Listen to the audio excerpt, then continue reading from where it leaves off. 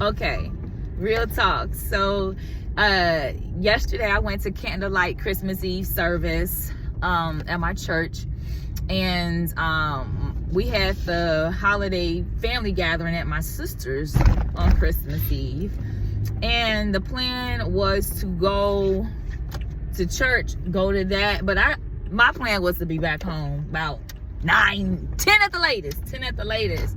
But as the evening wore on, when I tell you I was down, I was tired, I said, no, I'm not, so I crashed at my sister's house, and I got to basically, quote unquote, sleep over with my young nieces, and it was a bop. I am not well rested. I am just now leaving their house at 7:52 in the morning. And you're like, why are you leaving it? And it's freezing here right now as the sun is coming up. And to be honest, I would rather be at home in my bed, in my place. I am definitely, even when I was younger and I would club or whatever it is, and people that cared about me, they'd be like, oh, you could spend the night. Back then when I had the young strength, girl, I would hop on that 101 and take my butt home when I was still in California. Girl, ain't nothing like being in your own bed. And so I just realized, I said, I have come a mighty long way, and it's not a brag because I do believe in community and family, but I'm definitely one of those single people who have gotten used to being single, which kind of scares me because I know in my deepest need and heart, I do desire to be married, like to be in a committed relationship, in the highest form.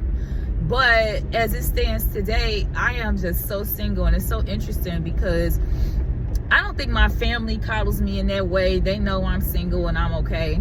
I think it's just that every now and again they'll say something that lets me know that they think it's crazy that I'm still single, that I'm doing something wrong.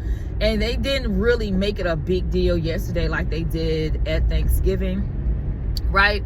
And so, and I'm glad about it, because when I thought about, I think my brother-in-law said something just real off the cuff, and I think he basically said a very condensed version of it, of me, like why was he said he made mention, and I kind of like just gave a short answer, and that was the end of it.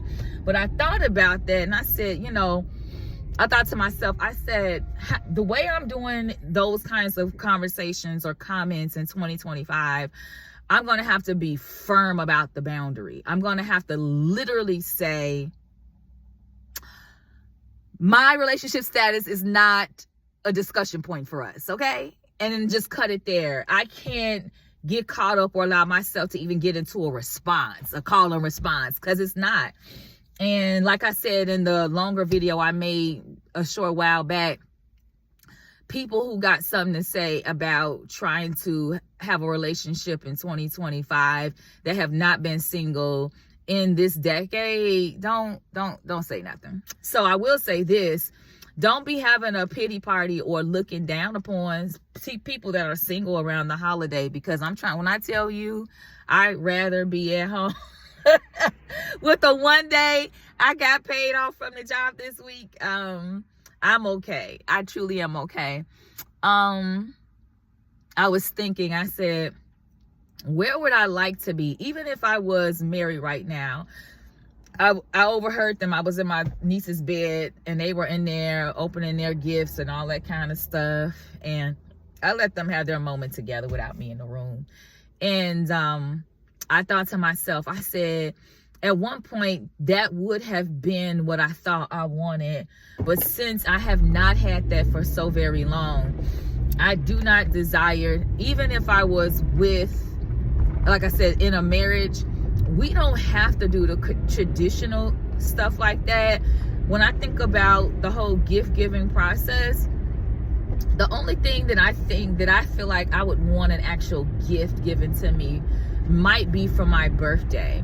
But I have definitely decentered the idea of the traditional American holidays and how they force people to get gifts. Because my niece did ask me, she said, what did you get yourself for Christmas? I said, oh, I ain't get myself nothing. Like I didn't buy anything under the guise of let me buy myself a Christmas gift, because as a single, I just buy stuff whenever I feel like it. If the budget permits, I have a need, or if it's a want that I'm like, ooh, I just can't shake, I just get it. It doesn't have to be Christmas or anything. And so when it comes to the gift giving process for me, I hope that my significant other will be on the same level in terms of, you know what, I was out, I know you made mention of it, and I thought about you. Boom, that's it. And I pray that, you know, when the time comes, I'll be able to reciprocate the same kind of situation, that our gift giving is just genuine, heartfelt, and it's out of just pure thoughtfulness, and we don't have to do it because of the holidays.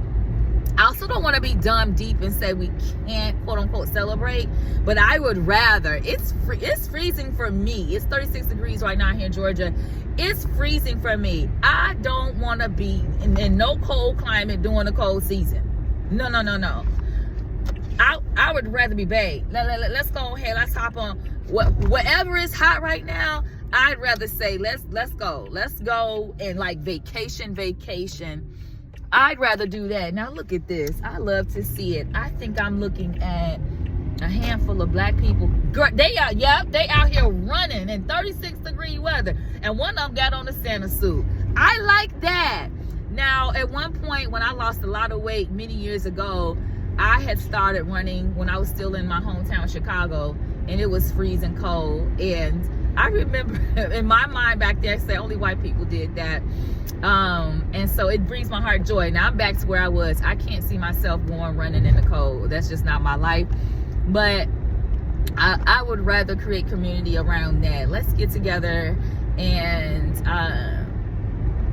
do things that off the cuff. If we can afford it, let's go vacation. Let's do that. So I don't know. These are my Christmas morning ramblings. That's all I have for now. Bye, y'all.